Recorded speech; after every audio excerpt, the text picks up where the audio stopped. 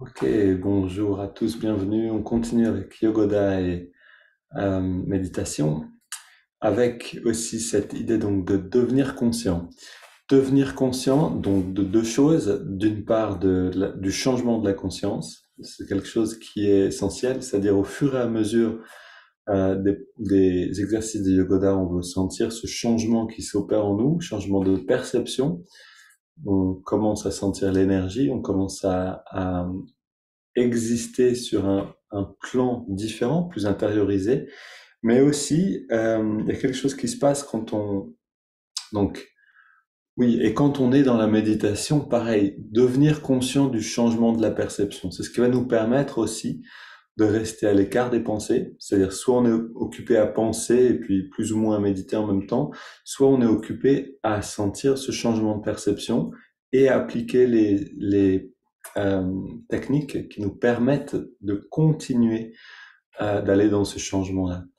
Donc voilà, il y a quelque chose aussi qui va nous permettre, je dirais, un aspect dans le fait d'observer la perception elle-même, qui va nous permettre de rester plus présent à ce changement de conscience. Euh, et autre chose que je voulais dire, oui, et on apprend à rester donc pendant ce documentaire qu'on va regarder dans l'observation du souffle.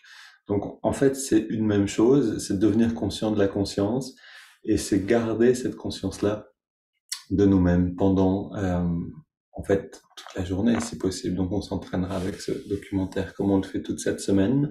On se lève et on commence avec Yogoda.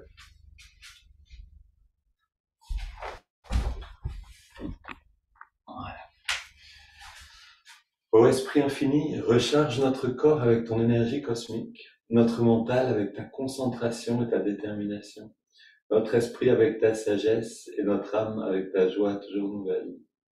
Ô éternelle jeunesse du corps et de l'esprit, demeure en nous pour toujours. On prend une photo juste intérieurement, comment on se sent maintenant, quel est l'état global, qu'est-ce qu'on sent, puis on commence.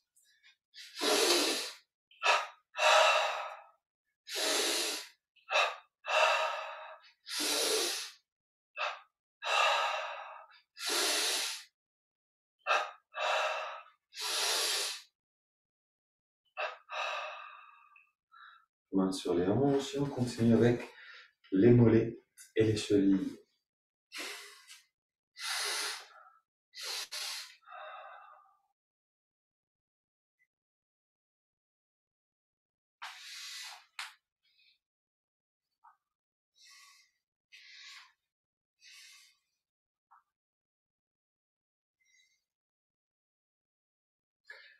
Puis les membres, mollets à l'endroit,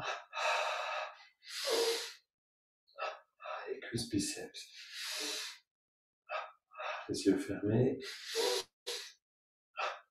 on sent les contractions, mais aussi le changement global qui est déjà présent dans les premiers mouvements. Inspire à droite et en haut. Je rappelle que pour apprendre ces mouvements-là, on a une playlist qui s'appelle Apprendre Yogoda sur notre chaîne YouTube. Les deux côtés ensemble.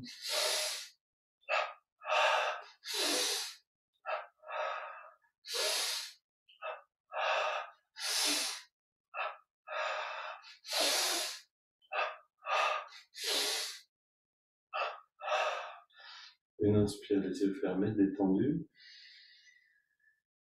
Voilà, juste sentir l'afflux d'énergie. Et on continue avec fesse gauche, poitrine gauche et à droite.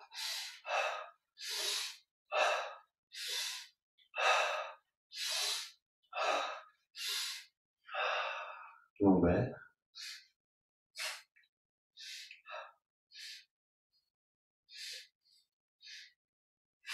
Milieu du dos.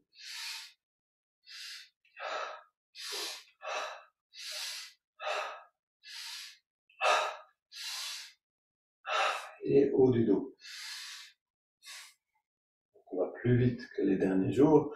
L'idée, c'est malgré tout aller dans la même intensité, cette idée-là qu'on peut appeler maximum et un peu plus, cette ouverture qui vient quand on dépasse ce qu'on pensait être le maximum.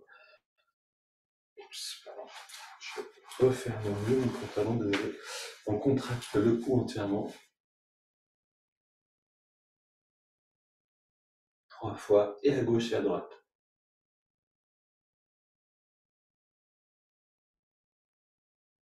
La nuque.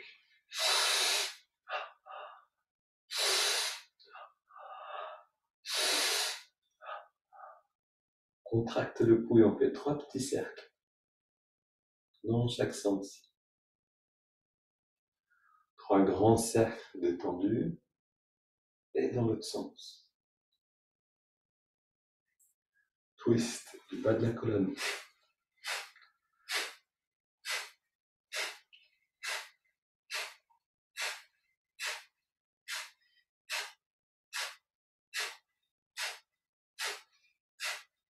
Main sur les hanches. Un grand cercle avec le dos engagé et dans l'autre sens. L'important n'est pas l'amplitude des mouvements, pas obligé de faire des trop grands cercles, mais surtout c'est l'intensité de la contraction qui nous intéresse. La contraction, puis la détente.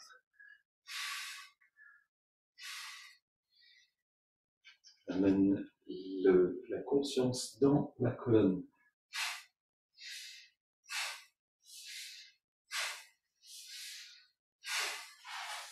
Twist du haut.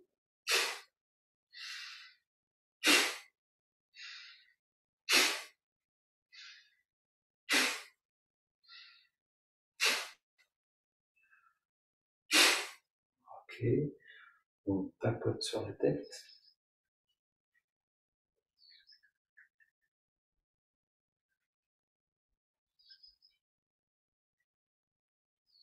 On masse profondément.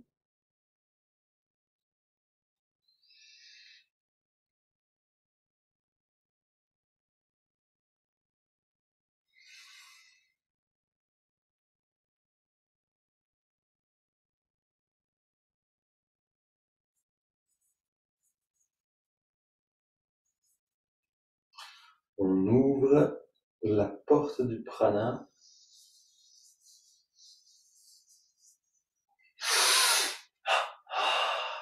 Et on boit cette énergie à l'inspire.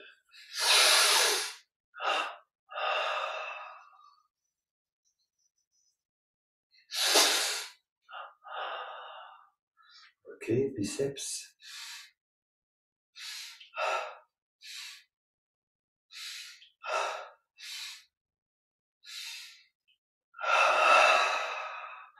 Tous les muscles. Encore une fois. Puis le pied gauche. On prend une pause après les 20 parties. Pied droit au maximum. On relâche mollet gauche et on relâche mollet droit. Cuisse gauche, comme une décharge agréable d'énergie, comme un courant qui vient à la fesse gauche, fesse droite, qui vient remplir les muscles, bas du ventre, haut du ventre, avant-bras gauche, avant-bras droit, biceps gauche, biceps droit. On sent la chaleur quand on relâche à chaque fois. Poitrine à gauche et à droite. Puis le cou, gauche, droite, devant et la nuque. Ok, maintenant on contracte le pied gauche, on ajoute le pied droit, le mollet gauche, le mollet droit, cuisse gauche, cuisse droite, fesse gauche, fesse droite, bas du ventre, haut du ventre, avant-bras gauche, avant-bras droit, biceps à gauche et à droite, poitrine à gauche et à droite. Double inspire, on ajoute le cou, on contracte tout à fond. On relâche légèrement tout le corps, puis on relâche complètement le cou seulement, la poitrine à droite, à gauche, biceps droit, biceps gauche, l'avant-bras droit, l'avant-bras gauche. On relâche le haut du ventre, le bas du ventre. La fesse droite, la fesse gauche. Cuisse droite, cuisse gauche. Mollet gauche, pied droit, pied gauche. Double inspire. Tout le corps. Encore une.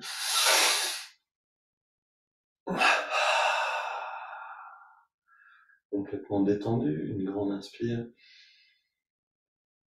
On garde l'air un petit instant et on expire en détendant.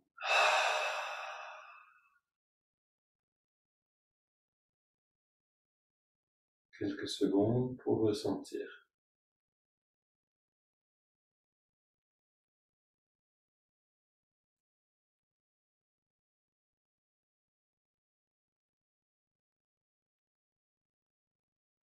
Si vous auriez envie de rester immobile, à sentir plus longtemps, c'est bon signe. C'est que la perception devient plus fine, que le Yogoda fait de plus en plus d'effets. Si on continue avec les haltères,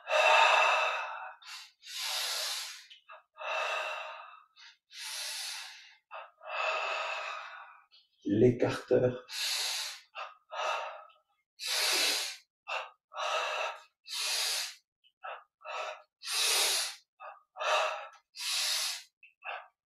haltère,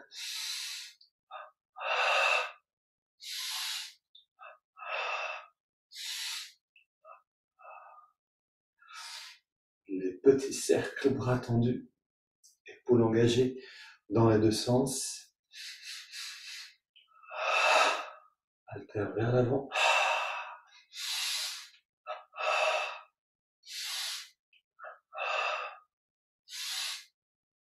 Ouvre, on ferme, on recharge les doigts.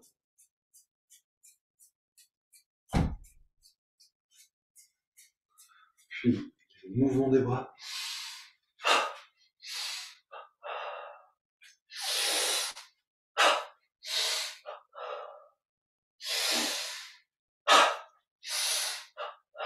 Dernière.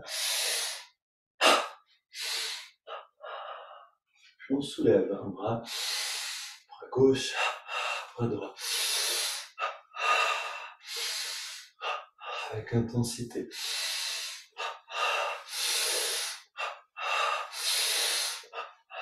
Latéralement.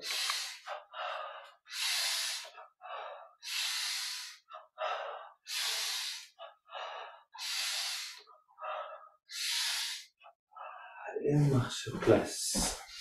Avec l'affirmation, je suis positif, énergique et enthousiaste.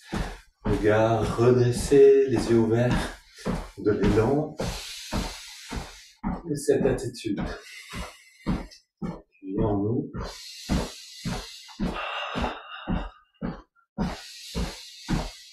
On court sur place.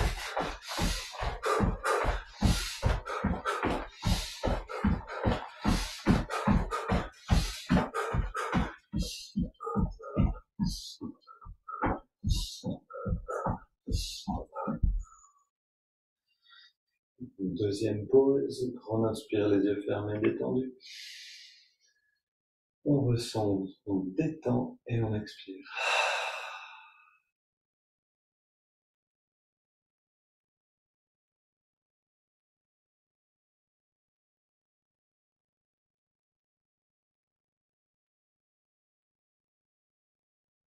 Voilà, c'est bon comme de manger une friandise de conscience. C'est un petit bain d'énergie qu'on prend à chaque fois. Et ici, on continue.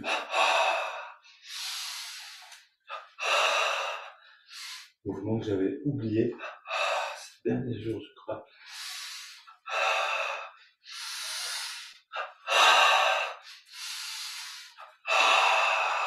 Ok, inspire. On soulève derrière avec intensité. Puis devant.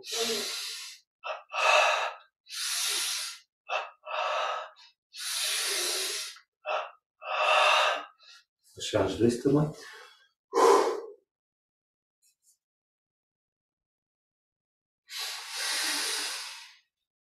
Un deuxième mouvement.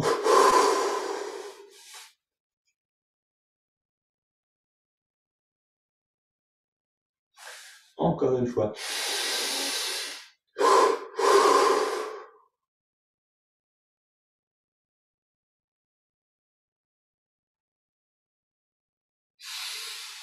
Et on retrouve les premiers mouvements.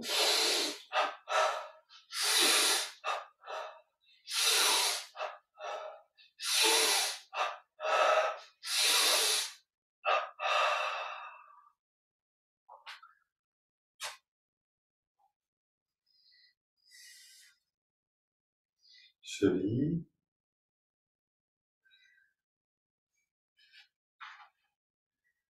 Quelle est la dose de bien-être qu'on a maintenant? Est-ce que on peut sentir la différence entre les premiers mouvements faits au début et ces mêmes premiers mouvements faits à la fin?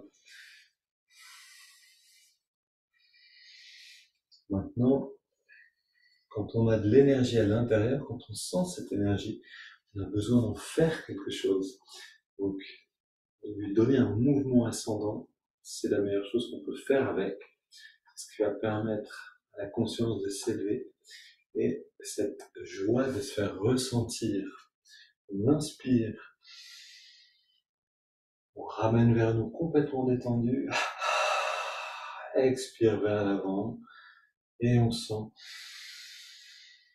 cette énergie qui rayonne comme une lumière,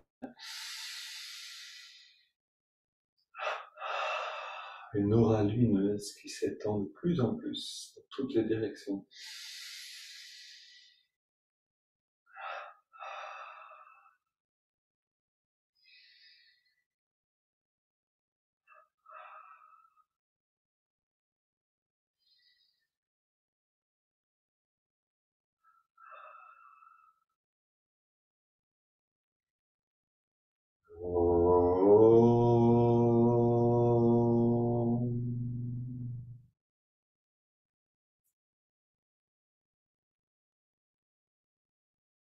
Quelques secondes pour bien détendre tous les muscles.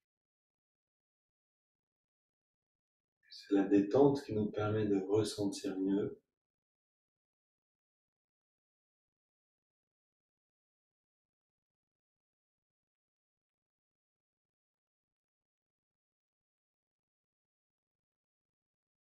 Voilà. Et le fait de prendre conscience de ce bien-être nous permet d'y retourner à volonté. Donc on garde ce bien-être maintenant dans la perception.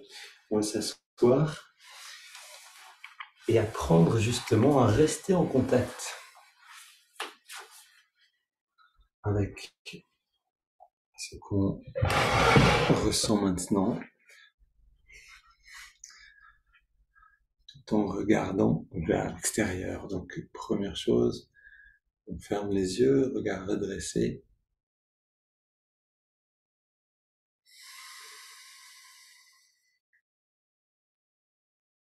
Et on sent un petit peu à l'intérieur, voilà, cette respiration naturelle. Et quand on a réveillé cette énergie, quand on l'a fait rentrer, la respiration est comme plus pleine. On sent le bien-être de l'inspire et le bien-être naturel qui accompagne l'expiration.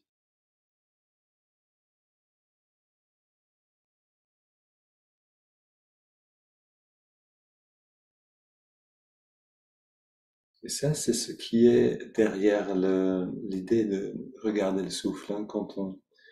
Dans toutes les traditions, l'idée, ça va être, ou dans la plupart, en tout cas, on trouve cette technique de regarder le souffle.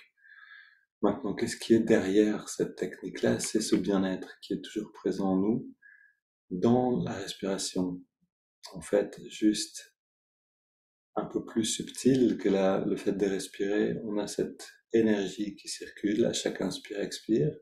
Si le corps permet cette circulation, et cette circulation, c'est engendre en fait un bien-être.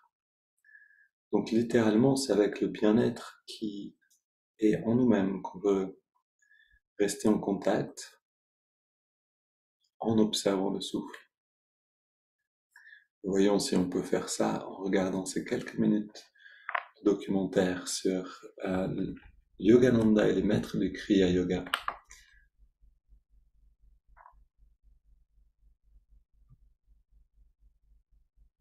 Nurtured his sons.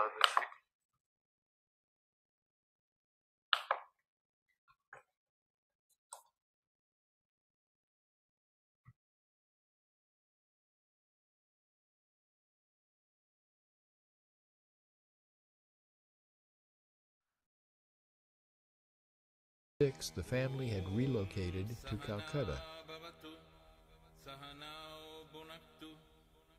Bhagavati Ghosh nurtured his sons' spiritual education, requiring them to memorize all the verses of Swami Shankara's treatise on the world's delusions, and he initiated Mukunda into the meditation techniques of light and sound. Mukunda started exploring the realms of mind and consciousness at an early age.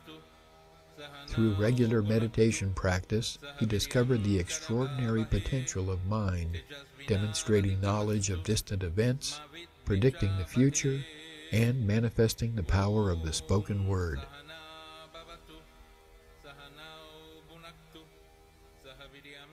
He played with hypnotism, using his little brother Sananda for demonstrations. Worshipping the goddess Kali Ma and experimenting with Tantra practice, he left no stone unturned in his dedication to spiritual awakening. A natural leader, his enchanting and magnetic personality, deeply devotional nature, and commitment to spiritual mastery attracted many into his orbit. These he inspired and motivated, serving as role model and guide. Mukunda was very athletic. He ran like the wind and wrestled like a dervish. At 13, he was the captain of the neighborhood soccer team that played in nearby Greer Park. One day, a flat soccer ball led him up the street to the deaf and dumb school in search of an air pump.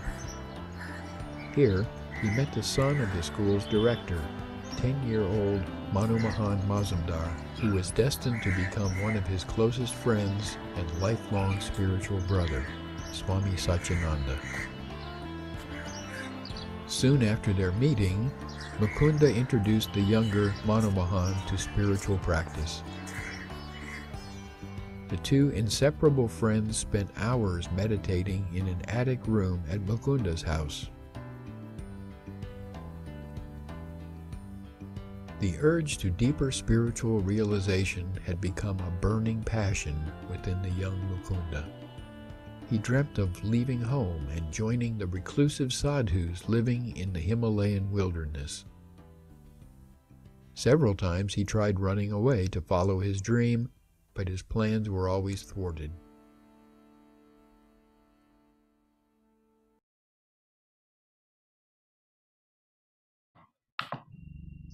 Donc là, c'est bien de Mukunda, c'est bien Yogananda, Yogananda jeune dont on parle ici, et de son élan, de son feu spirituel qui se manifestait dans son enfance déjà. Hein. Il avait rapidement des personnes autour de lui qui l'amenaient à la spiritualité, comme ses amis justement, qui resteraient ensuite des amis pendant toute sa vie, qui certains l'ont accompagné en Amérique plus tard pour l'aider dans son travail.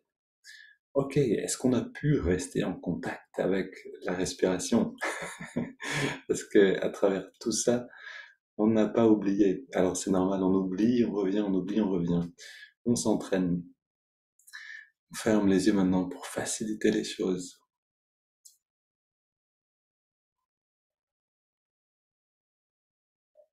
Voilà, c'est ce jeu-là de ce que Yogananda décrivait, se retourner pour voir le rayon de lumière qui crée l'image du film cosmique de la vie. On est en train de regarder un documentaire, on est en train de vivre quelque chose. Est-ce qu'on peut regarder la lumière de la conscience dans la respiration elle-même qui vient alimenter tout ce vécu-là? Et naturellement, on oublie parce qu'on est habitué à être un petit peu hypnotisé par le monde. mais on se rappelle. Et ce mouvement oublié, puis se rappeler, puis oublier à nouveau, puis se rappeler, est complètement nécessaire. C'est lui qui va nous renforcer. Il transforme la chenille en papillon, si on veut. Donc c'est là où on met nos efforts.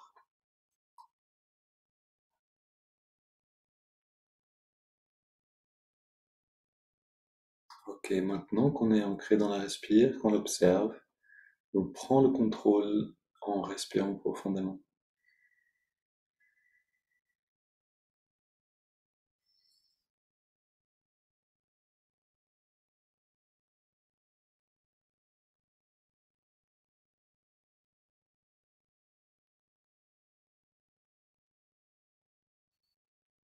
Et donc on applique cette même idée maintenant, sauf que le film c'est en 3 dimensions, c'est même en 4, enfin c'est en tout cas avec le corps, je veux dire. On va aller dans les étirements du dos, en les observant, comme on a observé, comme on a regardé ce documentaire, avec ce détachement et l'observation du souffle. Inspire, on entrelace les doigts. Expire, on pousse les mains vers l'avant, on arrondit le dos. Inspire vers le ciel.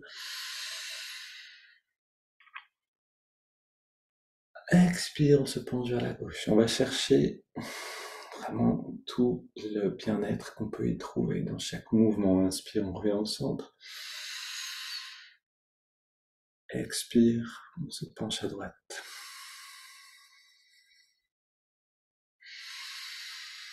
Inspire au centre, expire, on se tourne vers la gauche et on soutient.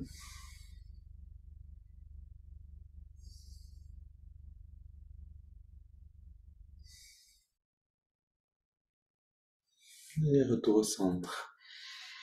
Inspire vers le ciel, expire vers la droite. On pose des mains, on soutient et on va loin dans la rotation.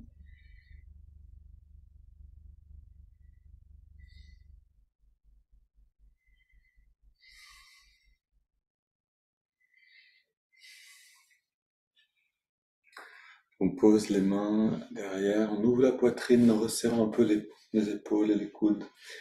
Et même chose, on observe ces 20 respirations profondes.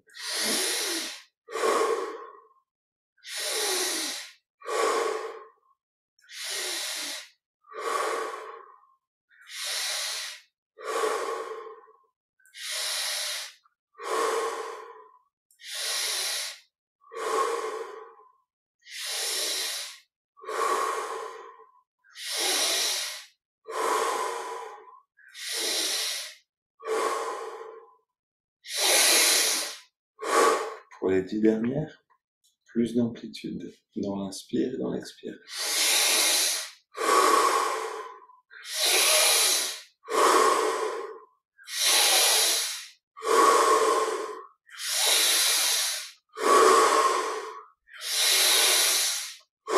Encore un peu plus pour les 5 dernières.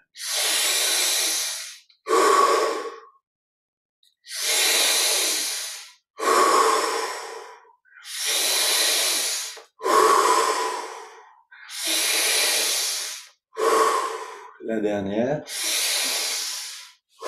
On revient au centre, les mains sur les cuisses, paume vers le ciel. Les yeux fermés, une grande inspire. On garde l'air dedans. On retient le souffle, on détend tous les muscles. Et on expire en relâchant encore plus. Puis on arrête de respirer.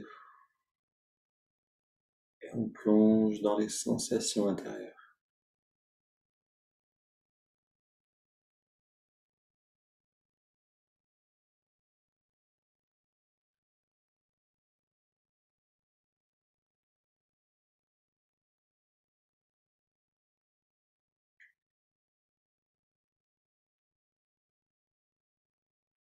On inspire profondément. Bien sûr, vous pouvez toujours respirer plus tôt si nécessaire.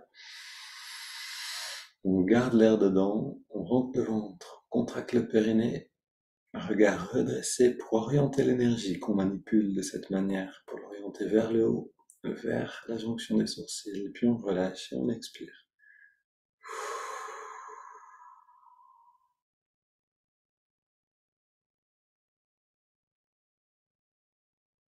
respiration libre.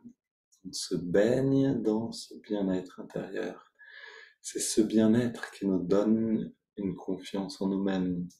Et cette confiance en soi qu'on cherche partout, souvent dans le regard des autres, on la trouvera seulement à cet endroit-là, dans un bien-être tellement intense quand on le touche profondément, que ce bien-être déborde vers l'extérieur et se manifeste en bienveillance, en affection, en amour, un amour inconditionnel, juste un mouvement de bien-être partagé avec l'extérieur.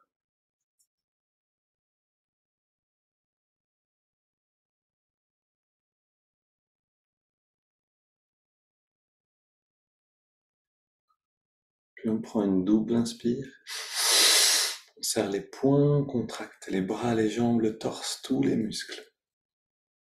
Et on relâche à l'expire. 2 fois encore.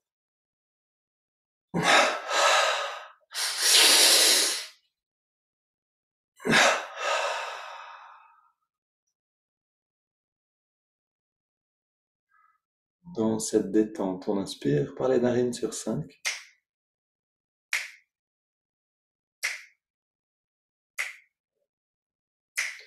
Les poumons pleins, on garde l'air dedans. Vous pouvez rouler la langue en arrière, Kechari Mudra, et la ramener vers le haut, et la garder dans cette position. Expire.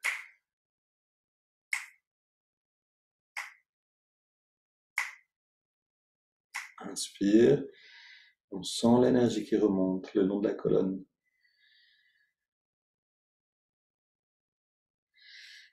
On garde l'air dedans.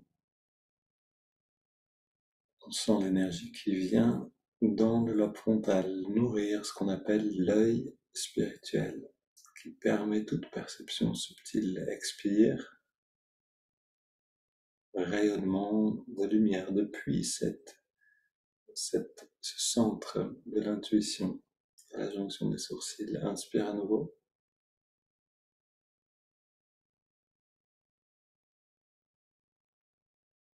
Garde l'air dedans.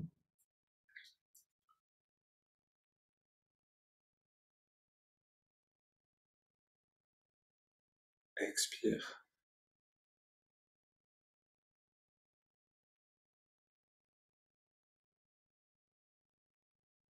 Inspire.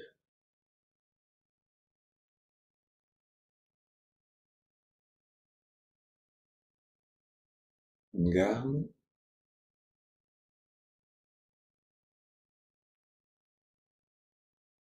Expire.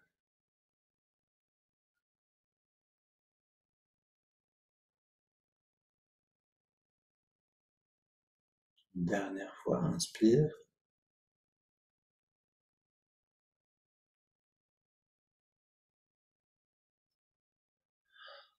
On retient un instant.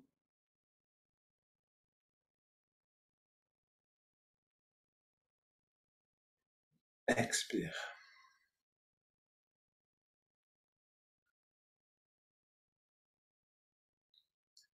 Pour terminer les préparations, une grande inspire. Et on laisse maintenant la respiration complètement libre. Le corps, c'est le corps qui respire. On ne contrôle plus rien.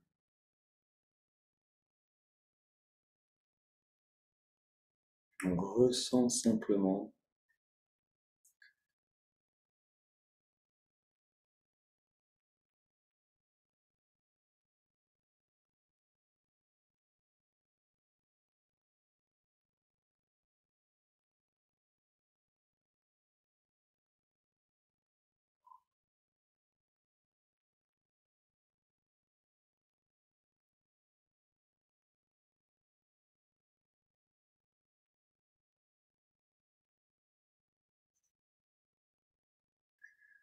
on ressent les effets combinés de toutes ces préparations qui nous plongent en réalité déjà dans l'état de méditation. Et on continue ces préparations avec la technique de concentration, donc ça qui fait partie en fait des préparations jusqu'à atteindre l'état naturel de la méditation, l'état naturel du non-agir, de l'être, l'être, être, simplement être. Donc, on amène l'attention dans les narines, on trouve l'endroit où on sent l'air le mieux,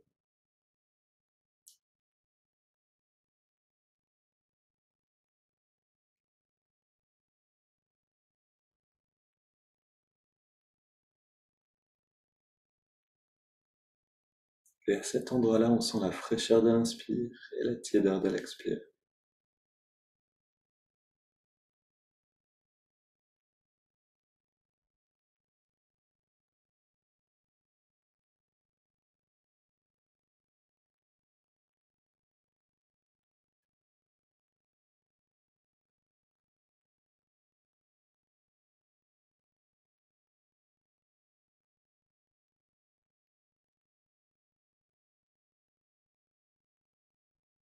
À quoi nous servent ces techniques de concentration? À oublier tout, à oublier le monde, à oublier même qu'on est une personne, oublier toute chose, toute pensée, rentrer dans la perception, fraîcheur, tiédeur, le renouvellement spirituel, psychologique, physique, émotionnel que permet cet oubli volontaire. Redevenir ce qu'on est vraiment, perception pure.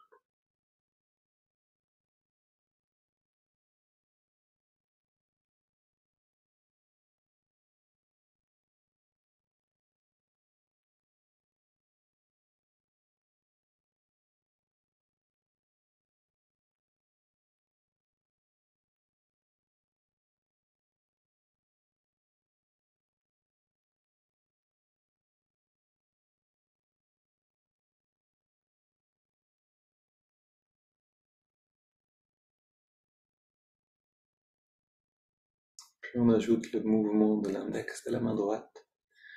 Chaque inspiration naturelle, l'index revient d'un centimètre vers la paume de la main. Chaque expiration naturelle, on relâche l'index et en même temps, on relâche tous les muscles du corps.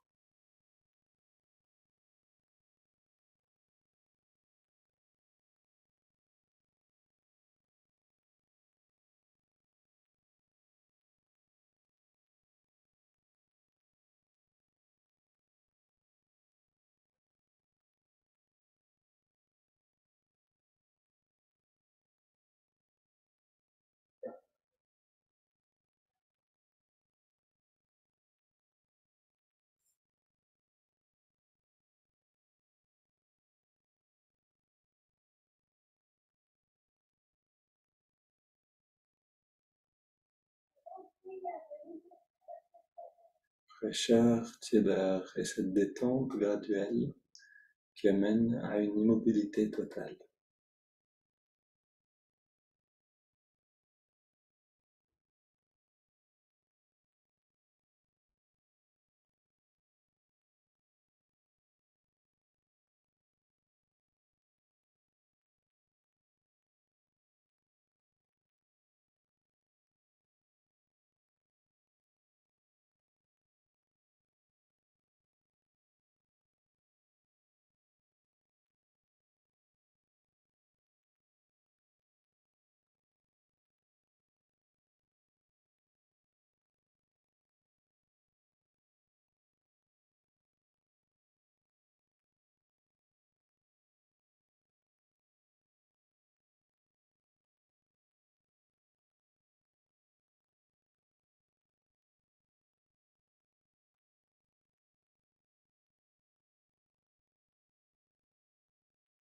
Et on ajoute le mantra Hong So.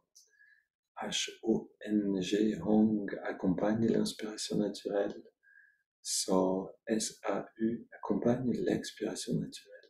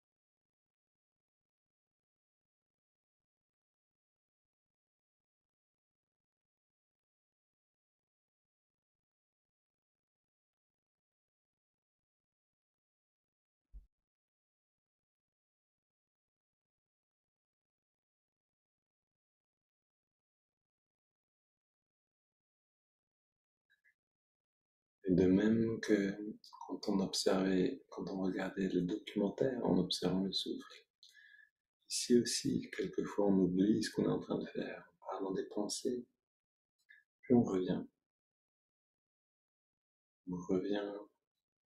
sur l'observation du souffle, le mantra, peut-être le mouvement du doigt encore, et on renforce notre détermination à rester présent à ces trois techniques.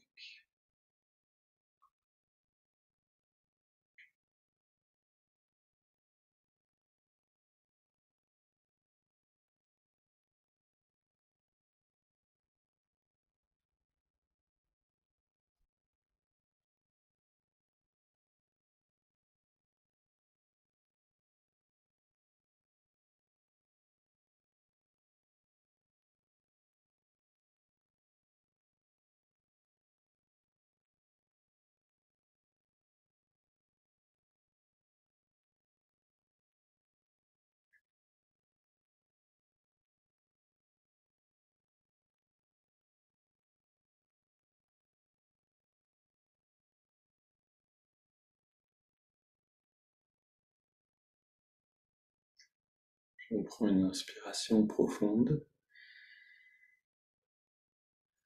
on expire en 3 fois,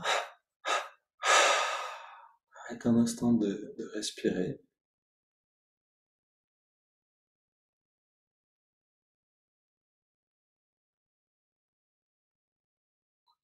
On profite de cette pause, puis on respire naturellement à nouveau, en laissant cette fois de côté les techniques de concentration. On abandonne l'observation du souffle, le mantra, le mouvement du doigt,